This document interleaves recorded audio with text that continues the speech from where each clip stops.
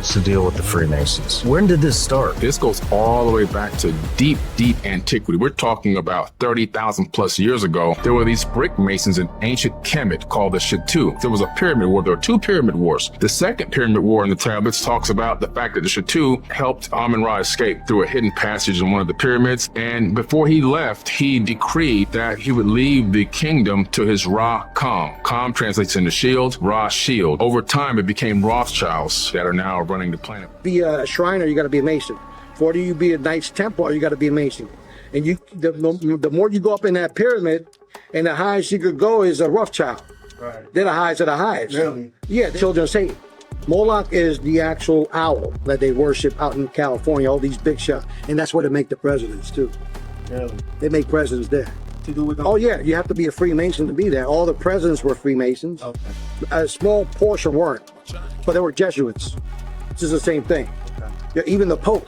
Yeah, everything is controlled by the white and black Pope.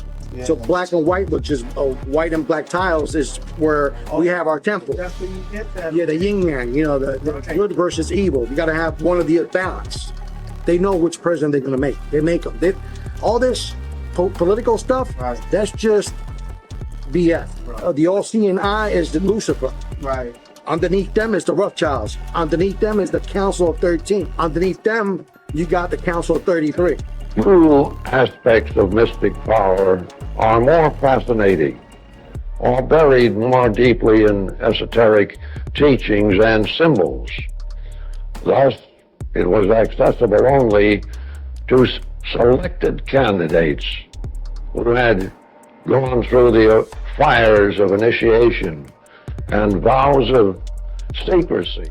Underneath them, you got the Council of Foreign Relations. And underneath them, you got, like 6 big companies. They own all the real estate and they own all like media. The Masons are the foot soldiers of the Illuminati. You understand the pyramid, right? Yes, yes. It's shaped like a triangle, right? So we're at the very bottom. Rothschilds, they run all that from their house. They don't leave that house. Why is that? I mean, because that's where the devil dwells.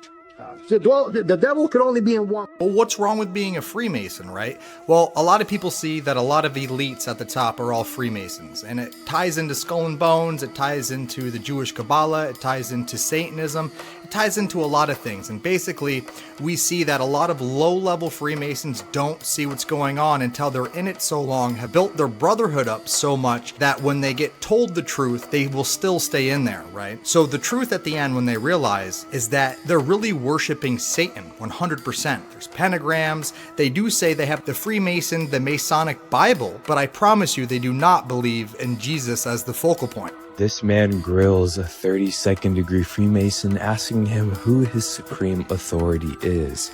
There's no way you believe in fraternity over truth.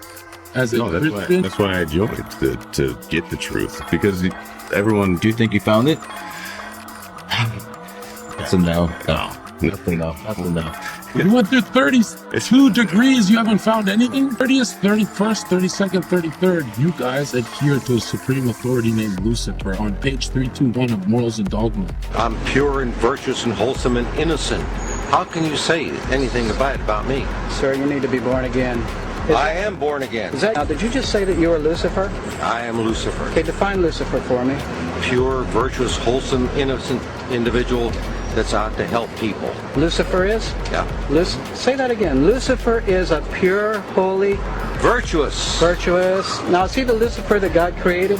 That's the same one. Oh man, this is great. I'm going to put this on the internet. Every Mason answers this like in a bland way. What's the significance of the apron? Well, it represents the purity. What is it covering? It's covering the life force energy, the penis. Yeah. Why didn't you say that? The significance is you're hiding the generative principle. The Egyptians did wear the apron still, even without the G, because they understood everything is built by that the will of the universe, the sexual essence. Yes. So would you say it's a sex cult?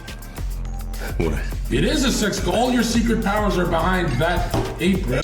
Edward VII, Edward VIII, and George VI were all Freemasons, as were 18 dukes and princes, including the Duke of Edinburgh. This year, His Royal Highness Prince Edward, the Duke of Kent, celebrates his 50th year as Grand Master of the United Grand Lodge of England. His Royal Highness was proposed into Freemasonry by the then Grand Master, the Earl of Scarborough.